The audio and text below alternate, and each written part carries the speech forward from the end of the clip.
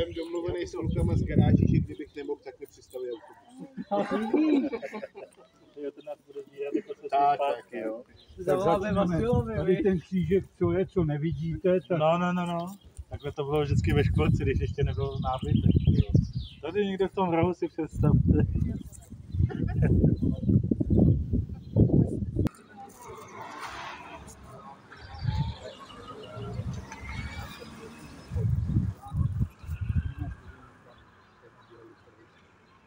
Pozornost. Vy možná většina z vás znáte. Jmenuji se Jan Sota, budu vaším dnešním průvodcem po Roztoklatech a Nové Vsi. Vymyslel jsem si tuhletu komentovanou vycházku vlastně díky svému příteli Lišákovi a domorodci Vláďovi Fenclovi tady z Roztoklat, protože je to můj kamarád, kterému jsme díky obci Roztoklaty i svěřili vlajku obce. Děkuju. Kterou si vlastně představíme, protože možná, že někteří z vás neví, proč ta vlajka má na sobě ty symboly, které zrovna tam jsou, tak my si je všechny hezky vlastně rozklíčujeme a vysvětlíme, proč zrovna Roztoklaty ty symboly mají. Jinak chci poděkovat nejenom Vláďovi, ale i Markétě Rajchové, to nám zapůjčila vlajku a vlastně umožnila vlastně za obec Roztoklaty i otevřít, zpřístupit dneska kostel, takže si prohlédneme i kostel, kterýž to je vlastně největší vlastně dominantou a památkou obce Roztoklaty. My si tady vždycky začneme tady vlastně u té krásné mladé 6leté lipky, která zde byla vysazena při výročí Československé republiky bývalou starostkou paní Radkou Novákovou ke 100. výročí republiky. A odtud vlastně my si tady povíme něco o té návsi nebo o názvu obce, o první písemné zmínce, potom nás čeká teda prohlídka kostela.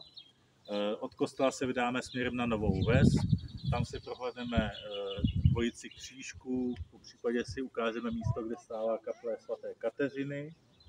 No a od Nové Vsi se vydáme biotopem k novému podlimuskému rybníku nebo zánovnímu rybníku, u kterého jsem ještě nebyl a chtěl bych se tam strašně moc podívat a když to bude s vámi, tak to bude kratší. No a při zpáteční cestě se budeme moci případně, kdo bude znavený, nejenom výkladem, ale i třeba sluníčkem, tak se budeme moci zastavit na takovém vlastně novovarském odpočívadle, kde si můžeme dát zmrzlinu nebo nějaký nápoj nebo něco takového. A vrátíme se vlastně sem, odtamtud a tady nějak v poklidu skončí vlastně ta naše dnešní komentovaná vycházka. Já vám vždycky budu vyprávět o nějakém tématu, vždycky v Nové Vsi i v Roztoklatech se dozvíme o té nejstarší písemné zmínce i o názvu, proč se tak zrovna ta daná obec jmenuje. A mám tady pro vás připraveno i několik zalaminovaných fotografií, které ale většina z vás možná už zná, protože například už máte ve své knihovnici některou z mých knih o Roztoklatech a většinou ty fotografie vycházejí z té knihy, kde jsem je už mohl vlastně využít. Tady jsou jenom zvětšené, ale myslím si, že dokreslí ty jednotlivá zastavení té vycházky. Takže to je na úvod, víte, co vás asi čeká a co vás nemine a dovolte mi teda vlastně tady v Roztoklatech u návesního rybníka vám něco říci, něco stručného o té minulosti Roztoklat, spíše o tom názvu, proč se zrovna Roztoklaty nazývají Roztoklaty a jakou mají vlastně nejstarší písemnou zmínku. Roztoklaty je novodobý název. To, co vlastně dneska užíváme, tak vlastně je název, který se tady zakořenil až v 18. století. Roztoklaty je poněmčený název původního názvu, který zněl Chrůstoklaty. Tohleto středověké, vlastně staročeské slovo je složenina dvou slov. Slova chrůst, které vlastně vykládá vlastně, nebo označuje brouka chrousta, ve středověku se mu říkalo chrůst, a klaty je sloveso, které vlastně uvádí nějakou činnost. A protože jsem měl možnost se tím jménem zabývat, tak vím prostě, proč se to tak jmenuje. Tohleto jméno Chrůstoklaty si nedali obyvatelé této vesnice. To bylo jméno, které vlastně bylo posměšné a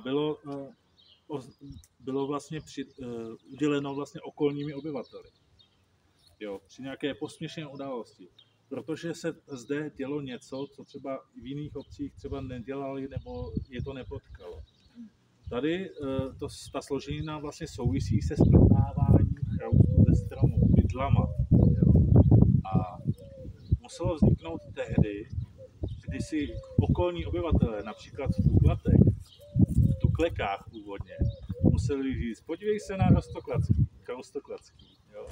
No, podívej se na ty obyvatele v té druhé vesnice. Oni tam klátí chrousty, aby jim nesežrali ovocnou úrodu, nebo oni většinou chrousti napadají listnáče. Jo. Takže proto oni, ty původní obyvatelé této obce, aby se jich zbavili, tak je sklepávali bydlama, oni dopadali na nějakou konopnou plachtu a potom je vlastně odstranili, aby jim nesežrali ty stromy. Takže chrůstoklaty je složenina klátit chrousty. Chrůstoklátit. První písemná zmínka o chrůstoklatech pochází z roku 1295. To už je hodně dávno. Já vím, že to bylo dokonce 23. května. Protože tehdy s Chrostoklaty sousedilo město Český Brod. A to město bylo vlastně městem biskupským. Biskupské město, biskupské panství v Českém Brodě, jak je vlastně Sokolovna, nedaleko náměstí, tak v těch místech přibližně bývala nebo stávala stará tvrz, kde sídlil českobrodský purkrabí. Jo. A ten spravoval nejenom ten Český Brod, ale všechny ty vesnice okolo, které patřily k tomu biskupství. Jo. Tak samozřejmě Český Brod patřil biskupovi, později arcibiskupovi. No a tehdy, v tom roce 1295, se dělo to, že v tom květnu rozhodli o tom, že král uděluje vzdálenější vesnici Bilany, asi všichni znáte Bilany tady u Českého Brodu, že ji darují právě tomu biskupskému městu.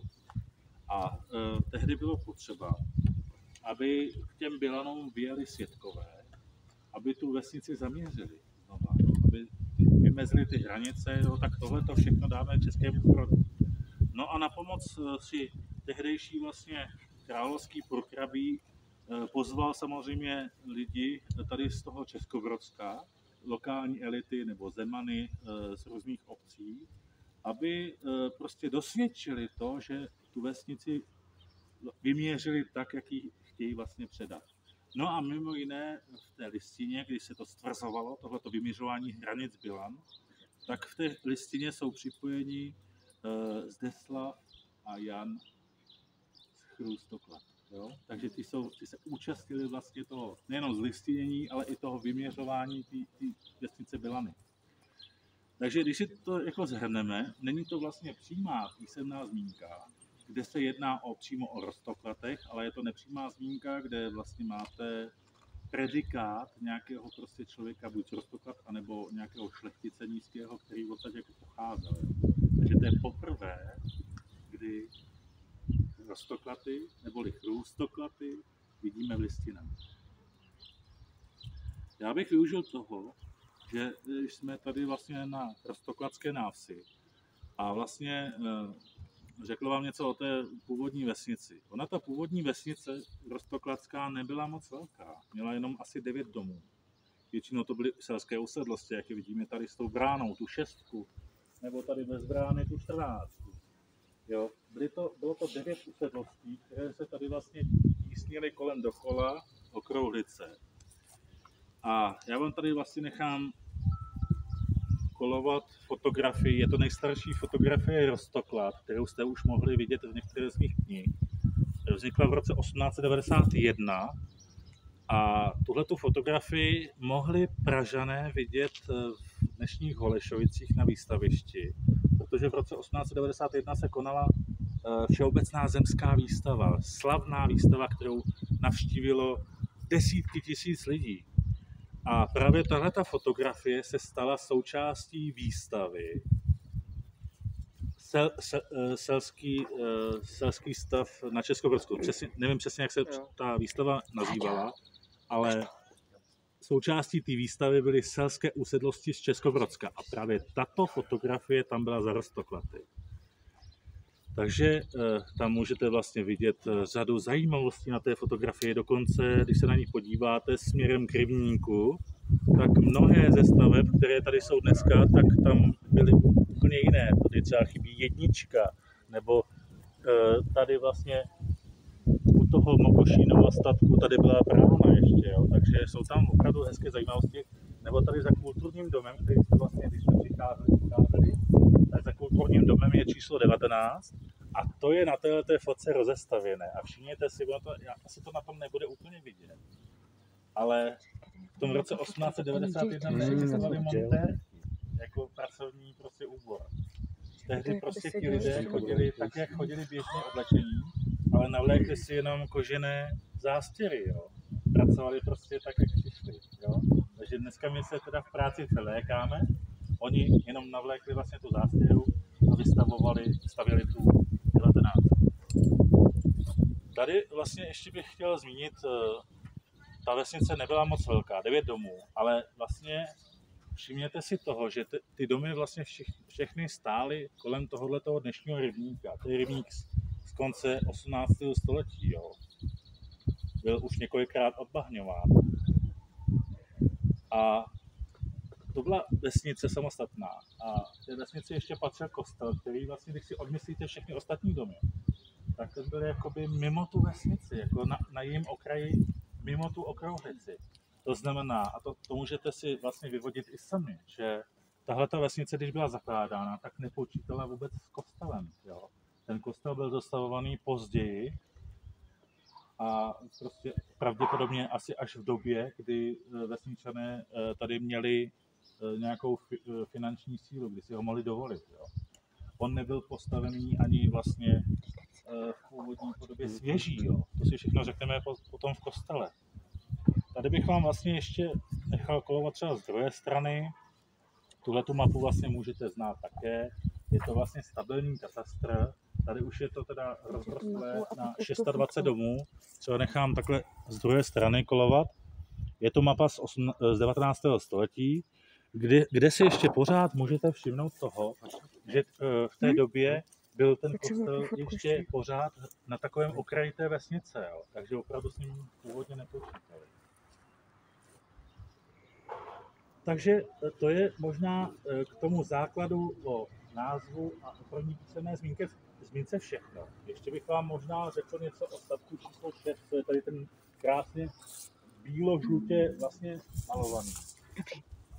Tady se nám totiž dochoval krásný příběh o popravě Kateřiny Zarmoucené v 17. století. Ona totiž pracovala v tom statku jako děvečka, takže měla na starosti například krmení zvířat, různé prostě domácí práce, hrabání trávy a tak dále.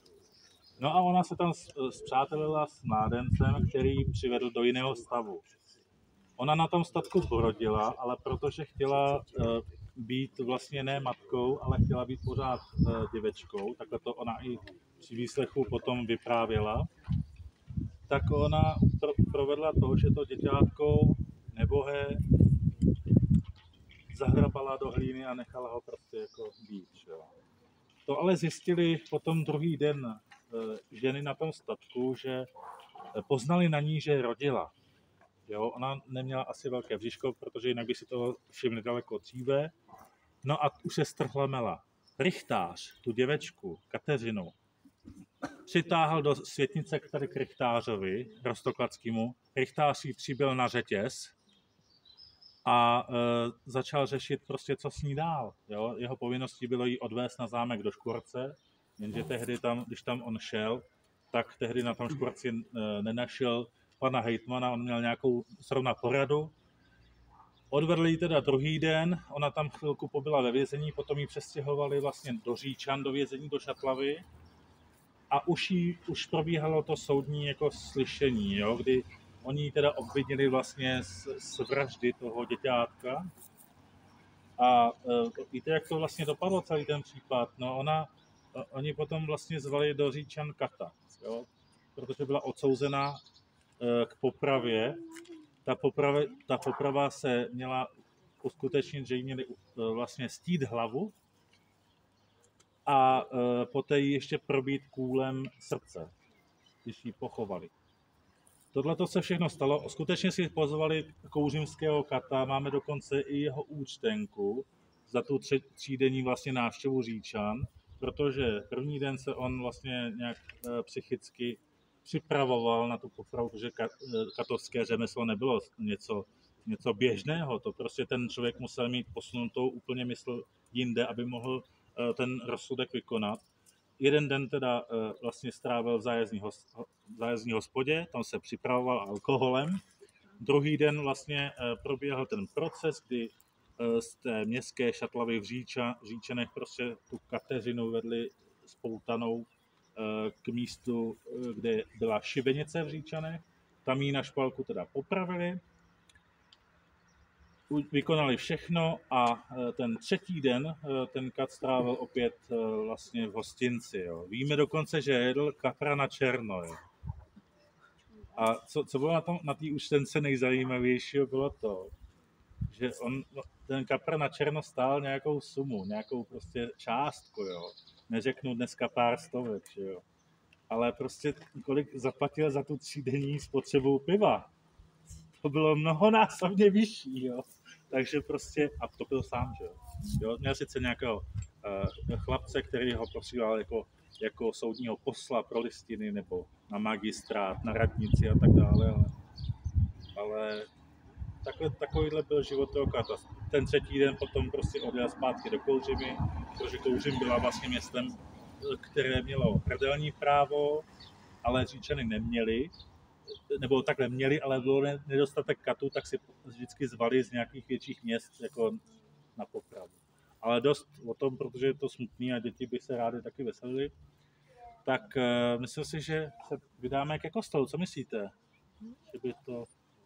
A tam pomníček, která je v opravě, že jo? To víme. Jo. Tady... Jeden z kolika roztoklatech, 1, 2. Jak to můžu vlastně říct, tady vidíte vlastně takovou podstavu s pískovcovým soklem. Tady na tom místě vlastně stával, nebo ještě bude samozřejmě stát pořád, říká se tomu deskový kříž z pískovce, který byl tady postavený v roce 1824. Letos bude mít teda 200. výročí. Jsou tam na tom kříži je tam na něm několik nápisových desek, většinou jsou tam vlastně uvedeni ve 2 sloupcích jména tehdejších vlastně obyvatel Chrustoklad nebo Rostoklad. Dole potom na tom soklu, na tom nejspodnějším, dokonce ten nápis se v průběhu let měnil. Jo. Bylo tam nejdřív opraveno 1871, pak opraveno 1921, a kdo ví, možná, že tam bude teď opraveno 2024? Ne, nebude. Dáme zezadu, jestli se to tam vejde, tak ten betonový podstavec hnusnej se bude ještě bourat, bude se to předělávat do nějakého pískovce kamene. Na to se vrátí zpátky ten kříž a jak zmiňoval Honza, tak v listopadu chceme udělat znovu žehnání tohoto kříže, protože to bude přesně 200 let po tom, co ho tady vytýčili, takže to spojíme pravděpodobně se svatomartinskou, to uděláme v jeden den. Tak paráda, takže můžeme se těšit zase na obnovenou památku. No, my se teda vydáme do kostela a dost už, Honzo, mluvení, jdeme. Pojďte.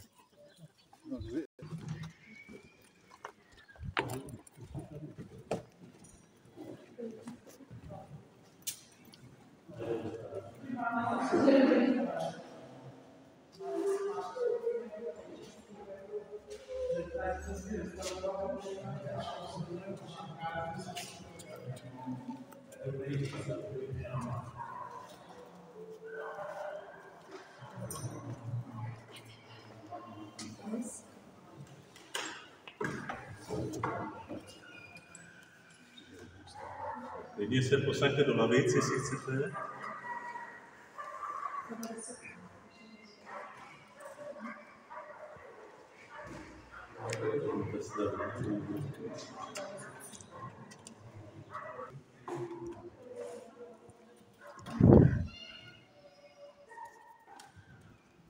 Tam někdo tak hodně pláče.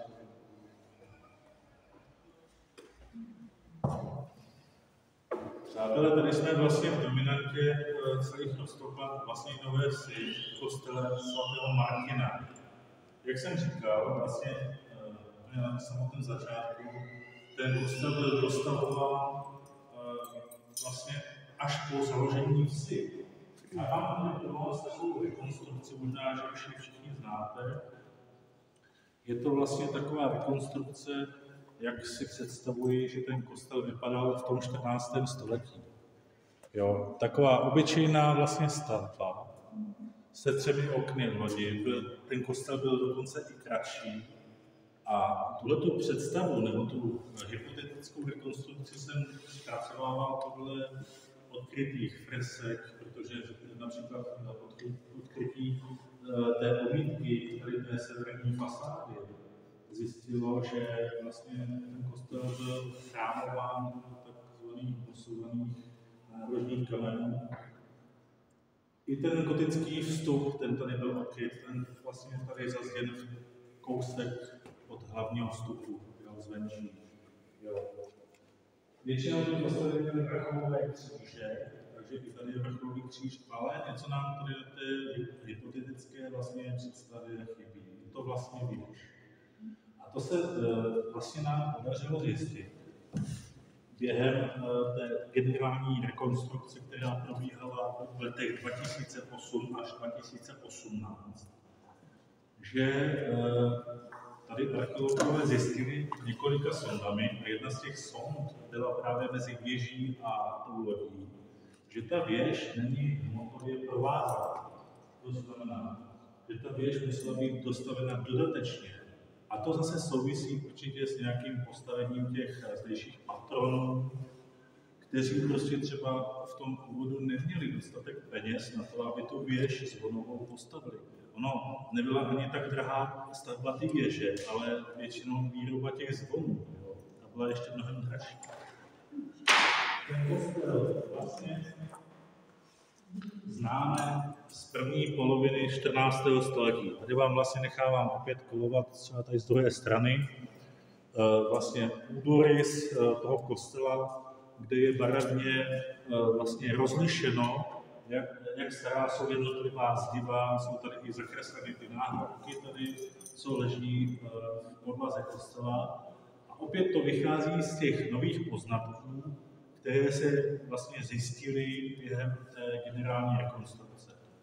Já bych tady zmínil jedno jméno, i když těch jmen by se zasloužilo zmínit daleko více. Je to vlastně jméno bývalé starostky paní Radky Novákové, která vlastně vedla celou generální rekonstrukci Roztoplackého kostela. A díky tomu my vlastně tady můžeme být v takovém krásném prostoru a obdivovat řadu objevených nebo rekonstruovaných vlastně částí toho kostela. Kdybych se měl vlastně vrátit do té minulosti a podívat se na ten původní kostelík, na tu rekonstrukci, tak se můžeme vydat do doby vlády Karla IV., protože ten kostel se připomíná poprvé v roce 1352. Doba Karla IV. Není jediná, co tento kostel vlastně pojí k našemu vlastně otci vlasti, protože samotný císař Karel IV. Byl do roku 1368 hlavním patronem tohoto kostela. To znamená, že Karel IV. Sem do Roztopla jmenovával faráře a ten kostel patřil jemu. On ho potom v roce 1368 vyměnil z Vyšehradskou kapitulu, protože chtěl nějaký kostel, který je blíž Praze.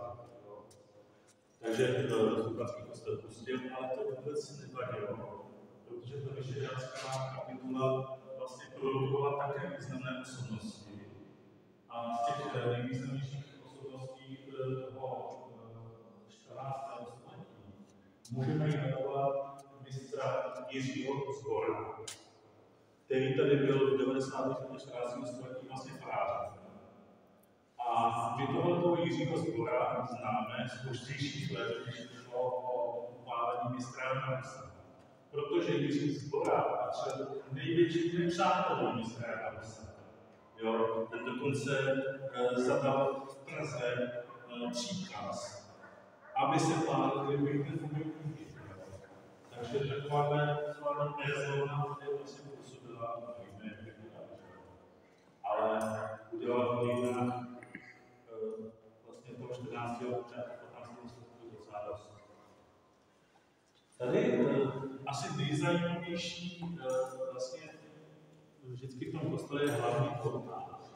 Ten oltář je ze 17. století. Vidíme tady kopie obrazů svatého Martina, nebo milosrdného skutku svatého Martina a korunování Panny Marie, které je tam vlastně nahoře v tom retádlu. Tady potom vlastně v místě pod oltářem je antepedium, které vlastně nechala před několika lety, které namalovala paní malířka Šťastná, vlastně manželka bývalého bulharského starosty pana Honzy Šťastného. Takže to je tady takový nejnovější obraz. Máme tady v kostele několik renesančních a několik barokních památek. Tady mě zaujala jedna z nejkrásnějších renesančních památek, ta kamenná kazatelna. Na níž je vlastně nápis, že vznikla v roce 1574 a nechali jsem vlastně vyhotovit hejtman škoreckého panství Martin Náchodský. On nechal podobnou kazatelnu vyrobit i pro Přišimasy, pro kostel v nedalekých Přišimasech, kostel svatého Petra a Pavla. Ale kazatelnu si tam v Přišimasech nepodrželi a přivezli nám v roce 1910 na Hradešín, takže tam máme tu Přišimaskou kazatelnu. Takže toto jsou dvě díla, asi pravděpodobně jednoho kamíka, jednoho investora a hejtmana škoreckého panství. Během té rekonstrukce kostela se tady provedla řada zajímavých věcí. Například odkrytí vlastně nápisů na poprsí kruchty, kdy se obnovily pamětní desky nápisové, které jsou tady v řadě po levé a pravé straně balustrády varhanního nástroje. A všimněte si, prosím vás, pěkně vpravo té druhé desky konce s tím erbem, jestli vidíte všichni. Ona, ta deska byla z velké části zamazána vlastně malbou, vápeným nátěrem, ale až díky teprve restaurátorům se objevilo, že pod tím erbem je letopočet 1618. To jsme dřív nevěděli.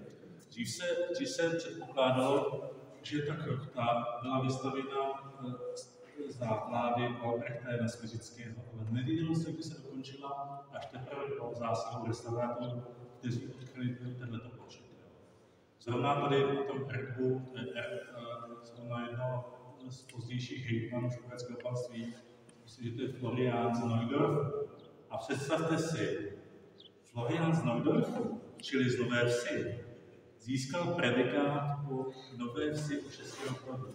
To je skutečnost, takže se jmenuje skutečně po této Nové Vsi.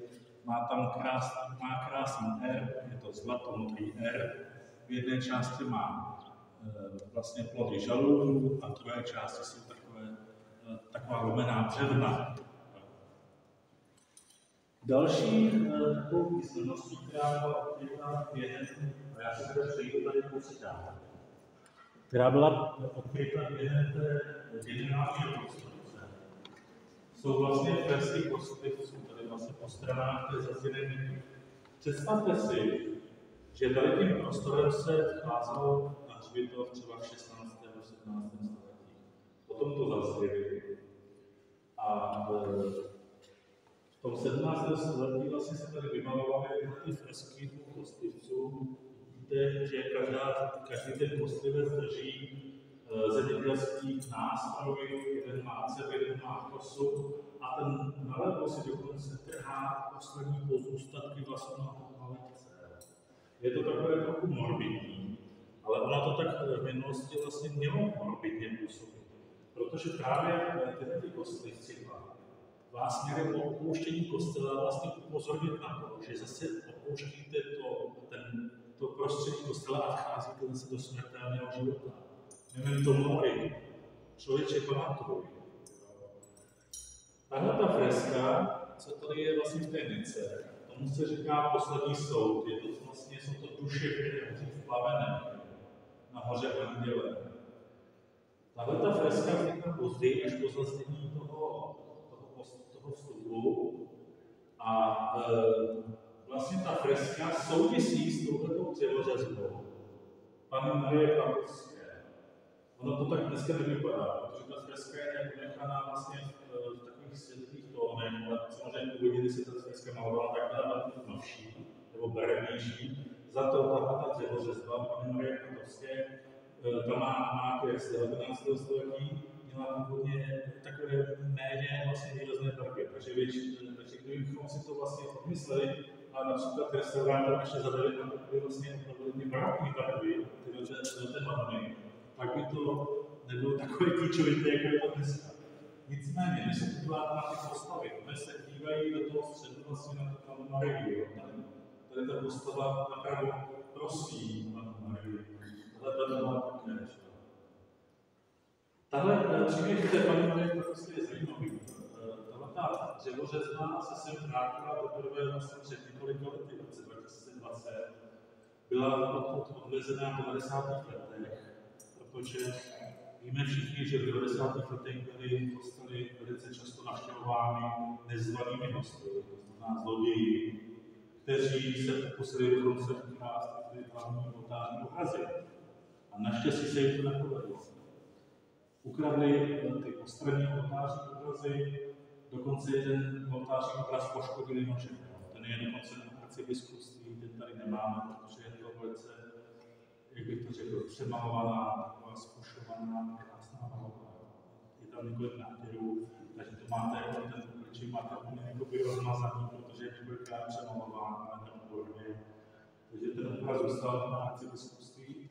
Ale domluvili jsme se si, že vrátíme se zpátky o Stockholmským tu Kladovskou Madonu, protože věřím, že prostě ta Madonna se patří, byla tady vždycky a právě už nebyla na té fresce, protože to byla zapílená. Tedy to byla ta Madonna. Máme dokonce fotografii, kde tady ty postranní otvory, tady byly takové konzolky a tady vlastně byly takové konzolky a byl tady vlastně závěs. Ono to souvisí s uctíváním mariánských svátků. A fungovalo to tak, že my máme vlastně během kalendářního roku 7 mariánských svátků. Nejvýznamnější svátek je 15. srpna na nebevzetí Panny Marie. A při každém tom svátku vlastně fungovalo to tak, že ten závěs tady byl po celý rok zatažený, ale jenom na ty mariánské svátky se ten závěs roztával, aby lidé tady pokleknou do modlitce k Panně Marii. A tato někam vlastně byla vyzdobená růžemi, protože růže a Panna Marie vlastně k sobě patří. Krásný příběh, jak se vlastně ta Madonka stala Kladovskou Madonou. V severní Itálii bylo malé město, nebo malá obec, která se nazývala Er. Jako máme Aš, tak v severní Itálii byly obec Er. Tam byla vlastně namalována na štít tehdejšího celního kostela Panna Marie. Někdy v 15. století navštívil ten kostel a mši nějaký člověk, který prostě byl velice znepokojený a hodil kámen po té fresce Panny Marie, která byla na tom štítu. A najednou se stalo to, že ta Panna Marie z toho štítu najednou z toho čela, kde byla udeřena vlastně tím kamenem, začala krvácet.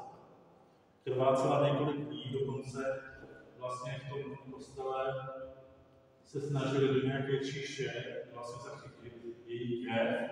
Dokonce ta číše je jedna z velmi cenných vlastně artefaktů toho kostela do dnes. Dneska je to poutní kostel toho zázraku. A samozřejmě, když se děje nějaký zázrak, tak vznikají najednou takové atributy, takové upomínkové předměty. Každý každý chtěl mít tu Pannu Marii prostě ve své světnici jako nějaký obrázek, posvátnost a tak dále. Utvářely se obrazy, dřevořezy. No a jeden človíček z toho městečka, tehdejšího už toho místa R, vlastně překonal palby a posadil se vlastně jako řemeslník v Klatovech. Jenže to bylo v době, kdy byla v Klatovech 30letá válka a on sice měl řemeslo vyučené, ale těžko se uživil, ale se do těch Klatov přes ty Alpy už si přinesl ten obrázek Panny Marie. Stalo se to, že mělo dojít vlastně k tomu, že ta rodina natolik schudla, že se vlastně musel uchylit k tomu, že ten obraz, který si přinesl z té severní Itálie, musel prodat. Jenže najednou začal ten obraz zase honit z čela krev. Běžel teda tamnímu katolskému faráři, ten mu řekl prostě nic nedělej, přineste ten obraz do kostela a to se stalo v 17. století poutní místo. A zase to bylo jako nahoru. Zase vznikaly různé obrázky, napodobeniny, různé dřevořezy. Jeden z těch dřevořezů právě té Kladovské varny vznikl i prostě provozovat zakoupen a je tady. Takže to je vlastně s tou obrazou asi všechno. Potom bych vás chtěl vlastně tady nasměrovat na ty náhradní desky, které tady máme pod nohami. My jsme vlastně během té rekonstrukce, která tady probíhala, zjistili identitu dvou osob. Je to vlastně tahle poslední náhradní deska, která patří jisté Kateřině Blechtové z Útěchovic. To byla manželka Kašpara Rosenheima, kteří vlastně žili na nějakém šlechtickém dvoře v Břežanech. Potom tady pod vámi je takový dětský náhrobek. Ono už dneska nevidíme ani ty erby, ale tady třeba tato holčička, která tady leží, my nevíme přesně, jak se jmenovala. Víme jenom, že zemřela 1619. A v nohách má erb, na němž by měly být dva překřížené zlaté klíče na modrém poli. Je to zase dcera šlechtice Ichtrice z Ichtric, který zase žil v Limuzích. Takže máme tady pochované takové šlechtické rodiny z Břežan, z Limuz, které vlastně patřily pod tento kostel a většinou to byly osoby, které ten kostel nějakým způsobem podporovaly. Tak jako vy dneska Roztopaští podporujete tu obnovu toho kostela, protože jste se i řada z vás nějakým způsobem finančně spolupodílela. Vím, že ještě v dobách, kdy se tady působil jako chronikář, tak vím, že z příspěvků obyvatel a příznivců kostela byla postavena ta kovaná říš. Byla vlastně pořízena vysokoformátová kopie těch dvou obrazů. A potom se tady ještě z příspěvků občanů, obyvatel Roztokat Nové Vsi, ale i dalších příznivců dělala elektroinstalace. Takže tohle všechno, to, co se nabíjelo postupně na tom účtu pro obnovu kostela, tak to i pomohlo prostě těch lidí a bylo tady zrealizováno díky nim. Takže to je kostel. Vím, že ještě bych mohl dodat, jenom k tomu kostelu dlouho nepovídám, že tady mám svého přítele Vládu Fenzla, který má svěřenou odchůvce od paní místostarostky Markéty Reichové vlajku obce Roztochla. A tak bych tady požádal Vládu, aby ji tady se mnou rozvinul a my si něco o té vlajce řekli. Malinko, aspoň, abyste věděli. Tahle vlajka vlastně byla udělena obci společně se znakem obce v roce 2007. A my na ní vlastně vidíme dva atributy. Je to zlatá hvězda, která pochází, nebo která přímo vychází ze znaku pánů z Roztochla. To znamená přímo z toho 14. století. Ti měli skutečně tuhletu hvězdu ve svých pečetích a na svých trapech. No a tady máme potom takového malého broučka, je to chroust, který je takzvaným mluvícím znamením a vlastně upomíná na vznik názvu, který jsem vám vlastně vysvětloval tam u té libky. Takže je to chroust, protože původní vesnice se nazývala Chroustoplaty, nebo dneska můžeme říct Chroustoplaty. Takže děkuji, Vládo. A teď už nesmíš tu vlajku svinout a poneseš ji jako vlajkonoš na našem dalším putování. Vyrazíme dál, nebo tady chcete ještě chvilku sedět? Jenom takovýhle klíček. Tak, a je zamčeno pedálko. To dítě teda chudák pláče, tyjo. Já nejsem potožná. Tady vždycky u tohletoho zámku musím jako zjistit.